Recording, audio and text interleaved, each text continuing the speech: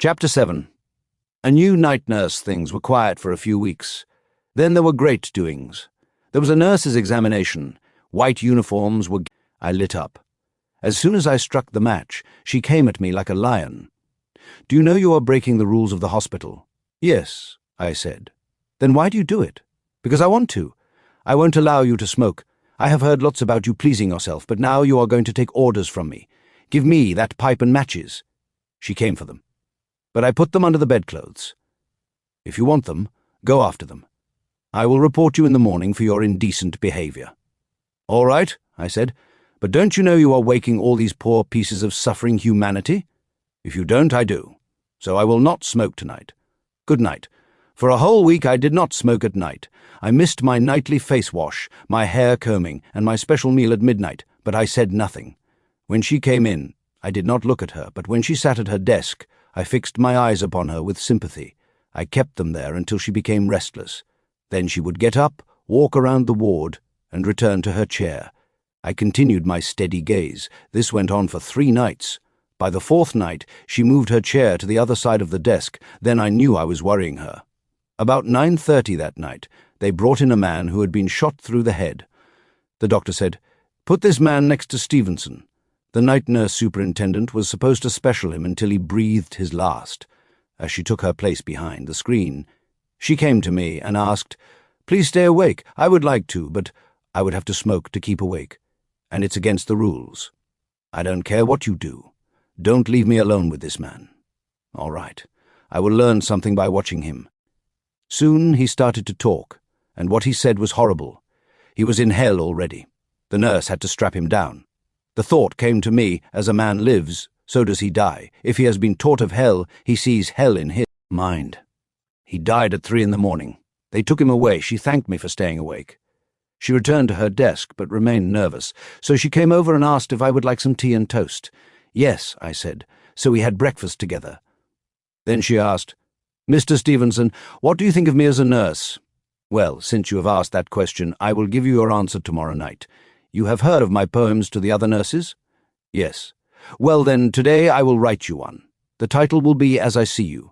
I give you my word of honor. It will be a true picture of you and the life you live." "Yes, both your lives." "What do you mean, both my lives?" "I mean just what I say. You will see yourself as others see you, because I will put you before the mirror of real life. Mr. Stephenson, I'm afraid of you. You need not be. I am a friend, and you will know it tonight." Time was up. She had to see that all the patients washed their hands before breakfast, another idea of mine that had become hospital policy. When Miss Beatty came in that morning, I asked for paper and pencil. "How much paper?" "About 5 sheets. I have a poem to write." "Who to?" "Miss Susan. I would like to read it before you give it to her." "Oh, no. Have you let anyone read what I wrote about you?" "No, and I never will. But I will keep them as long as I live. They are beautiful and have been a great help to me." She brought me paper and a fountain pen. "Why a pen?" I asked. "Pencil wears off. I copied all mine in ink." After breakfast, she wheeled me to the lawn so I could write undisturbed. That night, Miss Susan came in and immediately asked, "Do you have my poem finished?" "How do you know I started it?" "I saw you writing. Here it is then. You can read it now." She sat at her desk and read it once. Then she read it again. Then a 3rd time. She lingered over the last verses. Finally, she carefully wrapped it, placed it in an envelope, and I knew I had won a victory. But I said nothing. The next night she came to me and said, "Mr. Stephenson, I have read your writing. I can begin to see my mistake in life. But how can I change now? Ever since I was a child I have been spoiled and led to believe I was a little better than others. Now I see I am just one of them. I want to be one of them. Will you teach me how?" "Yes, I will give you your first lesson in a few words. Learn to be natural. Before you come on duty, stand before the mirror, relax yourself, and watch the transformation. You are a good-looking girl, but you have marred your beauty with false ideas. That is all for your first lesson." The next night she entered the ward differently. No eagle eye, no stiff movements. She looked downward, sat quietly, and at 9:30 came to me. "Well, how did the lady please his lordship tonight?" "All right, but do not change too fast. Make it slow, and it will last. Make it fast, and you will step over yourself. Remember, I am waiting to see the real you." In 1 month, she had become someone to be proud of. Everyone in the hospital soon made friends with her. She began to see life was worthwhile.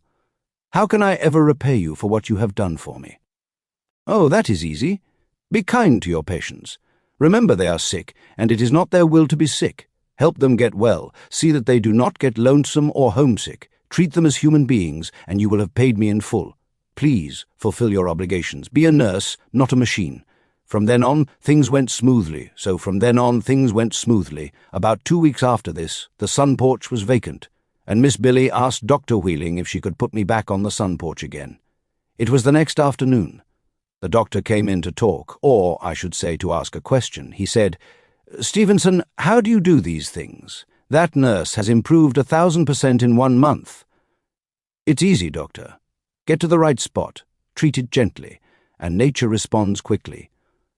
"Well, I am pleased with the change. Keep up the good work." "I will," I said. Little did he know how much he himself had changed in the last few months. I had no one else to help, so I stayed in my sun porch and had little to say. Chapter 8. My first setback about 1 month later. I was sitting in my wheelchair when something seemed to break loose in my leg, and a brown substance shot out through the bandages a distance of 3 feet. There goes the Irishman, I thought. I told the nurse, and she called the doctor, who came, took one look, and brought me to the operating room.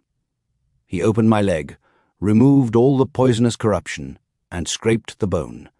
I never spoke a word. After he had re-bandaged my leg and put it in a cast, he half grunted as he commented, "Well, Stephenson, that's the last of the Irishman. He surely does not like an Englishman, just as you said. All right, nurse, take him to bed in the men's ward again. Watch his temperature every minute for 24 hours, and get a special nurse for him tonight."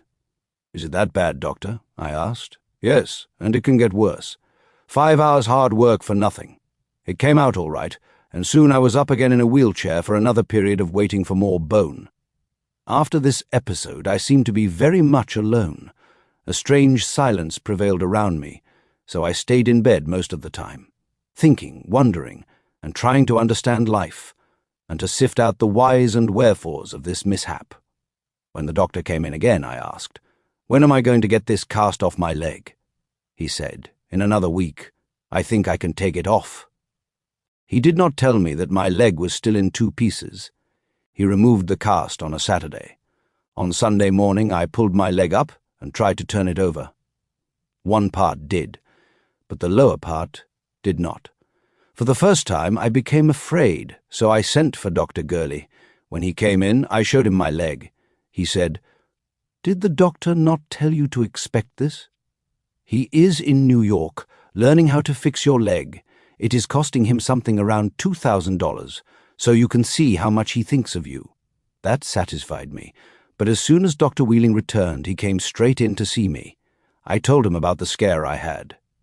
He laughed and said, "You know doctors don't tell their patients everything, and you know too much already. You can have your wheelchair again tomorrow. It will do no harm for you to get up and down, but don't try to put any weight on your broken leg. Some day we will get what we need, and then we will operate. Chin up, Stephenson. So far you have shown character. Don't fail me now." At that I said, "Never, doctor." From then on things went very quietly. I had no more people to talk to, so I simply sat and began to read the book of creation and analyze the beliefs of people, and why there is so much sickness. This kept me busy for a while.